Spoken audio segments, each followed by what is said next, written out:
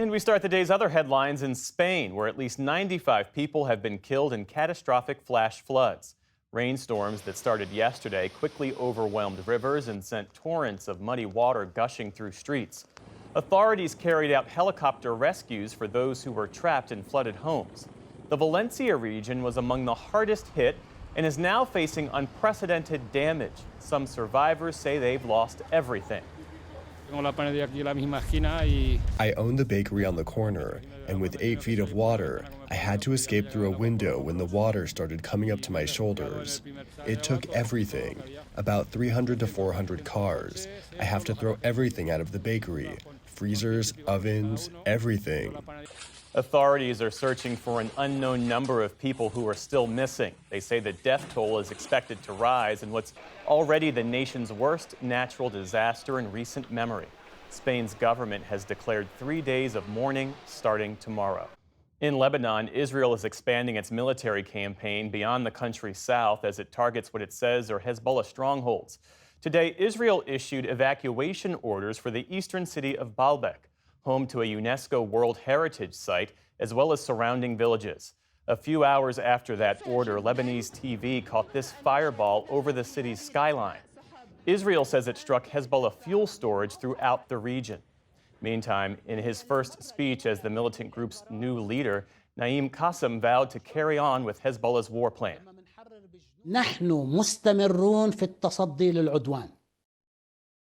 We will continue to confront the aggression.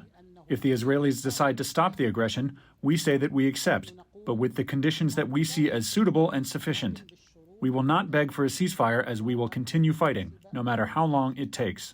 Those remarks came as international mediators ramped up efforts to halt the fighting in Lebanon and in Gaza. Palestinian officials say new Israeli bombardments killed at least 30 people in the Gaza Strip, one day after Israel waged one of the deadliest single strikes of the conflict so far. North Korea's top diplomat is in Russia for talks today. Her visit comes as the deployment of North Korean troops to help Russia's war effort in Ukraine raises concerns in the West about a possible expansion of the conflict. Today, U.S. Defense Secretary Lloyd Austin met with his South Korean counterpart at the Pentagon. He said that North Korean troops wearing Russian uniforms and carrying Russian equipment are moving to the Kursk region near Ukraine's border. He called the deployment a dangerous and destabilizing escalation. This is pretty serious. Again, we're going to continue to watch it and continue to work with our allies and partners to discourage it. I call upon them to withdraw their troops out of Russia.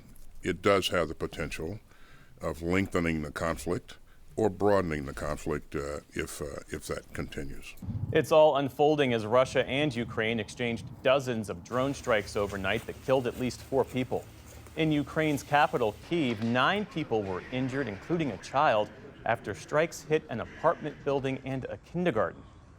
There have been more voting-related developments here at home. The U.S. Supreme Court is allowing Virginia to proceed with purging the voter registrations of about 1,600 people whom Republican officials suspect are not American citizens. All 3 of the court's liberal justices dissented.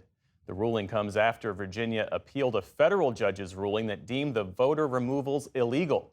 It's rare for non-citizens to try to vote in a U.S. election, but Donald Trump and his Republican allies have frequently raised fears about immigrants voting illegally in November.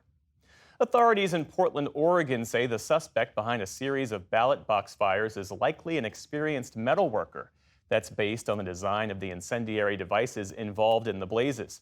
They describe the suspect as a white man between 30 and 40 years old who they say may plan more attacks.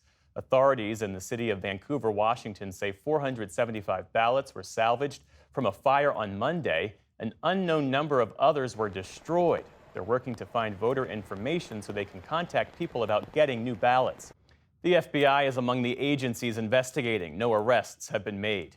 The U.S. economy grew at a healthy clip of 2.8% in the latest quarter when compared to this same time last year. That's thanks largely to ongoing consumer spending, which rose by 3.7%. That's despite still high interest rates. Today's reading was actually down a bit from the 3% growth the country saw in the previous quarter. But it still signals ongoing strength in the U.S. economy as voters head into the final days before the U.S. election. On Wall Street today, stocks slipped as investors focus on the latest corporate earnings. The Dow Jones Industrial Average fell about 90 points on the day. The Nasdaq gave back just over 100 points, or about 0.5%. The S&P 500 also ended in negative territory. And a common practice has become the law of the land in New York City. Jaywalking is now legal. The City Council passed a bill last month allowing pedestrians to cross the street at will. It became law over the weekend after time ran out for Mayor Eric Adams to veto the measure.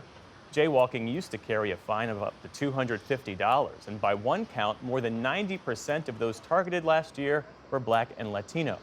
There are concerns that the new measure will lead to more pedestrian deaths, but for many New Yorkers, it's simply an acknowledgement of life in the busy city. Still to come on the News Hour, we look at the stark divide between Kamala Harris and Donald Trump's health care policies. A new federal rule requires airlines to automatically offer refunds for significant delays and cancellations. And a photographer travels to politically divided communities to document the things people still have in common.